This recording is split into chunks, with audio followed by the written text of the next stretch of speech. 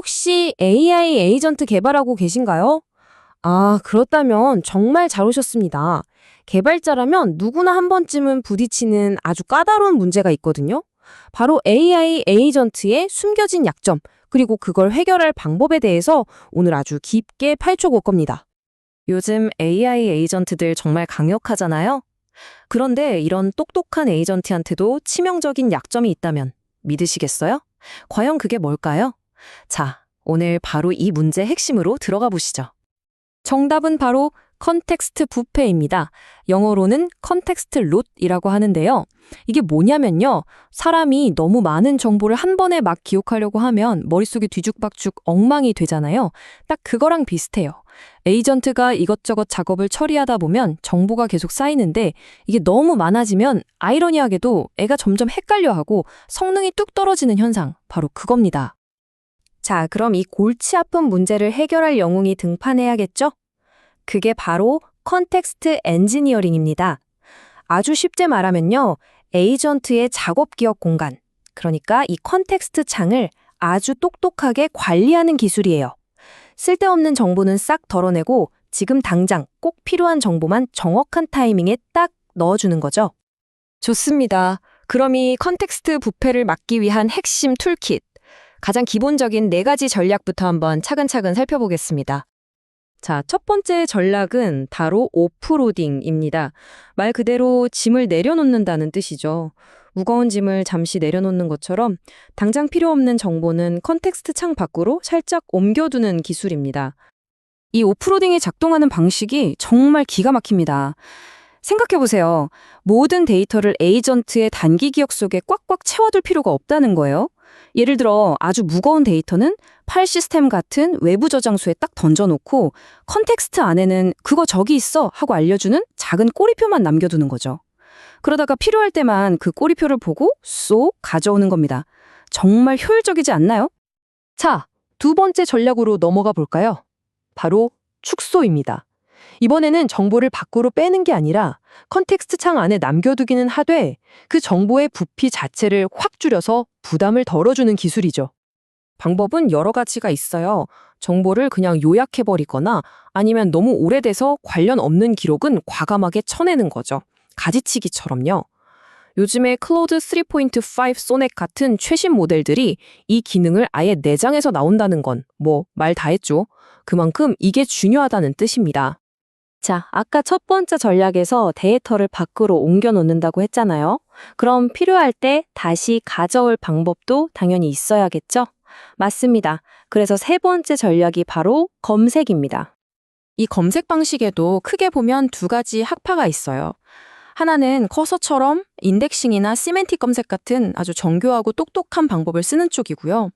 다른 하나는 클로드 코드처럼 그냥 파일 시스템이랑 그래프 같은 간단한 도구를 써서 단순하고 빠르게 처리하는 방식이죠. 보세요. 문제 해결 방법이 꼭 하나만 있는 건 아니라는 게 재밌는 점입니다. 자, 이제 기본 전략의 마지막입니다. 4번째는 바로 격리예요. 이건 말이죠. 여러 작업들이 서로의 컨텍스트를 침범해서 막 뒤죽박죽 섞이지 않도록 중간에 딱 칸막이를 쳐주는 개념이라고 생각하시면 돼요. 요즘 많이 쓰는 여러 에이전트를 두는 멀티 에이전트 아키텍처가 바로 이 격리를 아주 잘 활용하는 대표적인 예입니다. 각각의 하위 에이전트, 그러니까 서브 에이전트들이 자신만의 작은 전용 작업 공간을 갖게 되는 거예요. 그러니까 서로 방해 안 하고 훨씬 더 집중해서 효율적으로 일할 수 있게 되는 거죠. 자, 여기까지가 기본기였습니다. 이제 기본을 넘어서 실제 필드에서 뛰고 있는 매너스 엔지니어들이 직접 부딪히면서 얻은 좀 더 고급 과정으로 넘어가 보겠습니다. 진짜 배기 팁들이 나오겠죠? 여기서 정말 중요한 개념이 하나 나옵니다. 바로 압축과 요약의 차이인데요. 이게 그냥 비슷한 말 같지만 하늘과 땅 차이입니다. 압축은요, 나중에 원하면 언제든지 완벽하게 원래대로 복원할 수 있는 가역적인 방식이에요. 정보 손실이 전혀 없죠.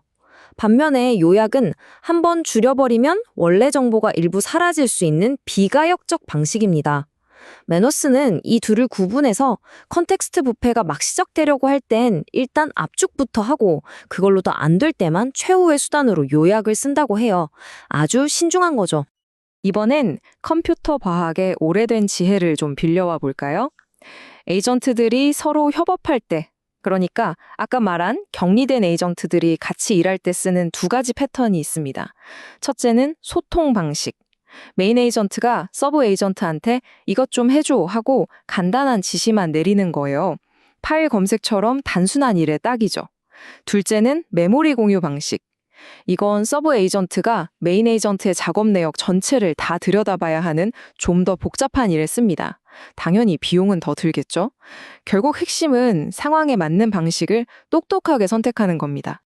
자, 그런데 여기서 정말 판도를 바꾸는 게임 체인저 같은 아이디어가 하나 나옵니다. 지금까지는 데이터만 오프로딩 한다고 생각했잖아요? 그런데 만약 도구 자체로 오프로딩 한다면 어떨까요? 마누스가 사용하는 이 기가 막힌 3계층 시스템이 바로 그 해답입니다.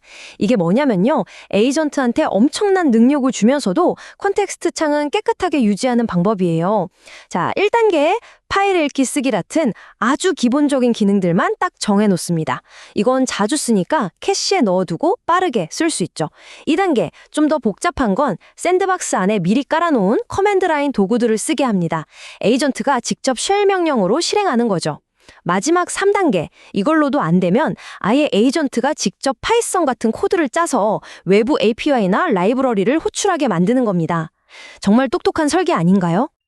자, 지금까지 정말 많은 전략과 기술들을 살펴봤는데요. 이제 이 모든 것들을 종합하면서 어쩌면 가장 중요한 이야기, 단순함의 미학에 대해 한번 이야기해 볼까 합니다. 진짜 중요한 교훈은 과연 뭘까요? 지금 보시는 이 내용이 모든 걸 말해줍니다. 오늘 우리가 이야기한 이 기술들이 그냥 책상 위에서 나온 이론이 아니라는 거예요. 메뉴스, 클로드 코드, 오픈 데빈, 지금 시장을 이끌고 있는 최고의 프로젝트들이 실제로 현장에서 사용하고 있는 피와 땀으로 검증된 진짜 전략들이라는 겁니다. 그럼 이런 생각이 들 수 있어요. 아, 결국 해결책은 시스템을 더 복잡하게 만들고 계층도 더 쌓고 도구도 더 많이 붙이는 그런 복잡한 엔지니어링이 답인가 하고요. 과연 그럴까요? 바로 이 질문에 대해 메누스의 공동 창업자가 남긴 이 말을 한번 들어보시죠. 우리가 경험한 가장 큰 도약은 뭔가 화려한 계층을 추가했을 때가 아니었습니다. 모든 도약은 오히려 단순화했을 때 찾아왔습니다. 와, 정말 강력한 한마디죠? 네, 결국 핵심은 바로 이것입니다. 목표는 이것저것 기능만 잔뜩 들어있는 더 큰 도구 상자를 만드는 게 아니에요. 그게 아니라 각각의 도구를 언제 어떻게 왜 써야 하는지를 아는 현명한 설계자가 되는 겁니다. 복잡한 엔지니어링에 매몰되기보다 사려 깊고 우아한 디자인에 집중하는 것. 그것이 바로 우리 모두가 나아가야 할 길이 아닐까요?